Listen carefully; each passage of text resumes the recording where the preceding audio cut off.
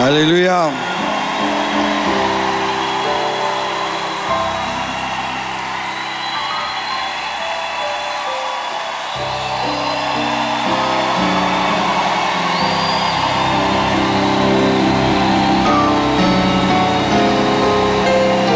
Merci. Prenez place, s'il vous plaît.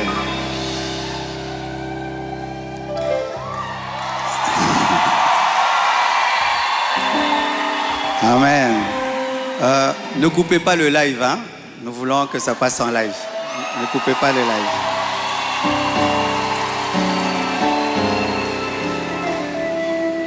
Tout d'abord, j'aimerais recevoir le pasteur Di Bobo qui nous a honoré de sa présence. Il va se tenir debout. Merci beaucoup. Un homme de Dieu formidable. Quand on a reçu les appels, tout le monde voulait rester à Kinshasa. Il est allé à Lodja, c'est ça?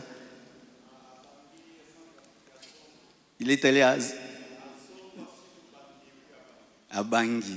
Et là-bas, il a fait un grand travail. Ça fait des années, mais je suis très heureux de le revoir aujourd'hui. Et c'est pour moi un signe prophétique d'un recommencement, de te voir. Merci beaucoup. Je bénis aussi la présence de mon fils Peter qui est là. Et bientôt, nous irons à Pointe-Noire pour un grand travail. Merci beaucoup. Alors, j'aimerais vous dire qu'après le séminaire, après 25 matins, nous aurons équilibre. Après équilibre, nous aurons un séminaire qu'on appelle Profondeur avec le pasteur Sanogo. Donc, on a 3 grandes actions. Alléluia. Aussi, mon 8e livre est disponible pendant ces 25 matins. 30 clés pour transformer la souffrance en force. 30 clés pour transformer la souffrance en force. Comment tu peux transformer la mer rouge en tapis rouge. Vous savez ce qui m'est arrivé, le départ de Maman Blanche. Et Dieu m'a enseigné des choses pour sortir de cette grande douleur. Et j'ai écrit cela dans ce livre. Tu as perdu un proche, tu as perdu un ami, tu as perdu quelqu'un. Lis ce livre, tu pourras sortir du deuil parce qu'il y a des gens qui ne veulent pas sortir du deuil. Dieu veut que tu sortes du deuil parce qu'il y a un projet d'avenir pour toi. Amen. Alors, vous remarquez la présence de quelqu'un à côté de moi.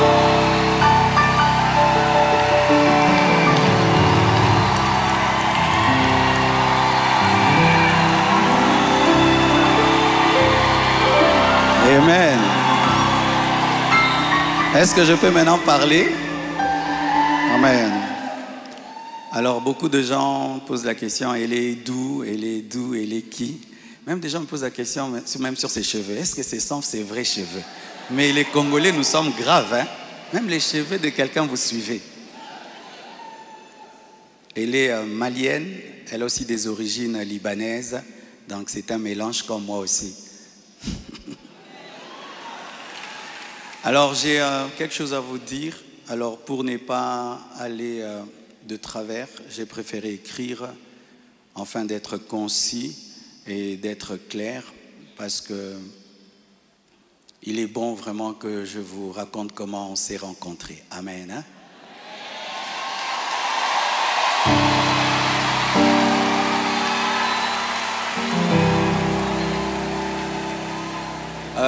Est-ce qu'il y a quelqu'un qui parle en lingala? J'aimerais aussi que ceux qui parlent le lingala entendent. Qui interprète bien le lingala et qui est bien habillé?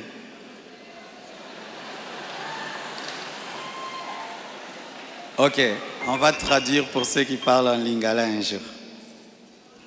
Chers frères et sœurs, après le décès brusque de Maman Blanche, j'ai traversé l'une des saisons les plus sombres de ma vie. J'étais au bord de la dépression, même de l'AVC et même de la mort. Mais beaucoup ne s'en sont pas rendus compte, car je faisais l'effort de rester fort pour vous encourager et pour que l'Église ne devienne pas un lieu de deuil permanent.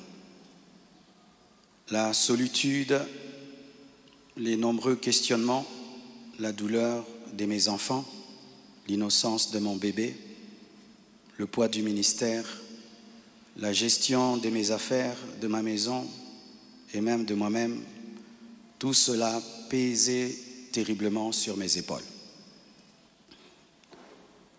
Il m'arrivait de sécher mes larmes avant de prêcher et de pleurer dans mon bureau après avoir prêché. Dans cette épreuve, le pasteur Ézéchiel Moulumba, un ami d'enfance et fils du même père spirituel, me parla un jour de sa fille Esther. Mais je lui répondis que je n'avais ni la force ni la tête à cela. J'avais même demandé à Dieu le don du célibat dans l'espoir de ne plus jamais ressentir le besoin de me marier. Mais Dieu ne répondit pas à cette prière. À plusieurs reprises, par l'intermédiaire des prophètes, des songes et des convictions personnelles, le Seigneur me fit comprendre qu'il voulait que je continue ma route et que je refasse ma vie avec quelqu'un d'autre et qu'il était dangereux pour moi de rester longtemps dans le veuvage car un plan maléfique se tramait contre ma vie, mon ministère, ma famille et l'Église. Je me souviens d'une vision particulièrement marquante. J'étais dans une chambre encerclée de très longs serpents aux couleurs magnifiques. Ils faisaient semblant de dormir, attendant que je marche sur l'un d'eux pour m'attaquer. Leur venin était aussi mortel que la beauté de leur couleur. Un seul carré d'1 mètre sur 1 mètre me servait de refuge. La pièce avait une unique fenêtre qui ne pouvait s'ouvrir que de l'extérieur. Et je voyais une servante de Dieu venir ouvrir la fenêtre afin que je puisse m'échapper. Dans cette agonie intérieure, le Seigneur me poussa à recontacter le prophète Ézéchiel qui me donna le numéro d'Esther. Mais au début, elle ne répondait pas. J'en fis part au prophète qui lui transmit alors mon propre numéro. La première chose que je lui avais demandé, c'était de prier pour moi. Ensuite, nous avons commencé à échanger. Je lui ouvrais mon cœur, elle m'écoutait, me soutenait, priait avec moi, tout en continuant à remplir fidèlement ses responsabilités au travail parce qu'elle était une responsable là où elle travaillait. Et à l'église, elle était plutôt photographe, caméraman, modératrice, prédicatrice. Elle était diaconesse et elle était consacrée pasteur. Et elle continue à remplir fidèlement ses responsabilités au travail à l'église, même très tard la nuit quand j'avais des insomnies et malgré le décalage horaire de 5 et 6 heures. Au fil du temps, une relation sincère est née. Une flamme s'est allumée et dans mon cœur, j'ai eu l'assurance que c'était elle. J'en ai parlé à son pasteur, à mes parents, à mes pères spirituels et à mes amis, afin de ne rien faire sans rédévabilité, conseil et prière des autres. Même mes enfants ont été associés. Ils ont souhaité la rencontrer, ce qui s'est fait selon le timing de Dieu à Bruxelles. Le Seigneur m'avait parlé d'une période d'1 an. Il ne l'a pas dit qu'à moi, mais à d'autres, y compris certains d'entre vous. Plusieurs ont même reçu des détails précis la concernant, ce qui confirmait ma direction. C'est pourquoi le mariage a été célébré le mercredi 23 juillet en Belgique. J'aurais aimé qu'il ait lieu à Kinshasa, mais cela aurait été trop coûteux et compliqué à organiser. Je comprends que certains aient été surpris ou même blessés par cette démarche qu'ils trouvent très rapide, mais sachez que pour vous, c'est une année. Mais moi, j'ai senti que j'ai fait 3 ans, tellement que c'était terrible, mais je ne pouvais pas, sur cette chair, vous relater ma vie. Si cela vous a offensé, je vous présente mes excuses les plus sincères, mais sachez ceci, le Seigneur s'est servi d'Esther pour que mes enfants, après avoir perdu leur mère, ne perdent pas leur père, pour que la compassion ait toujours un pasteur debout. Je l'aime profondément.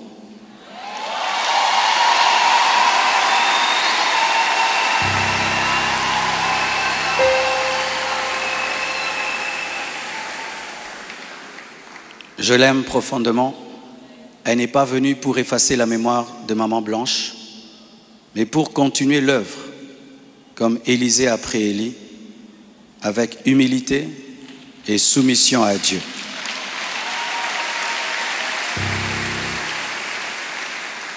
Priez pour elle, elle est étrangère, c'est sa première fois d'être au Congo. Elle a eu le baptême de 4 heures du temps d'embouteillage. Et aujourd'hui, Dieu a fait grâce, il fait froid. Je lui ai dit, tu sens le froid quand même? Elle a dit, mais c'est climatisé. Je dis, non, c'est le vent. Priez pour elle, portez-la dans vos cœurs, comme vous m'avez toujours porté dans les vôtres. Demeurez en paix et continuez à prier pour nous, pour toutes ces certaines choses que vous entendez. Je vais clarifier ça progressivement avec le temps de Dieu, dans l'amour, dans le pardon et dans la sagesse, sans rancune. Et merci de tout cœur et que Dieu vous bénisse abondamment.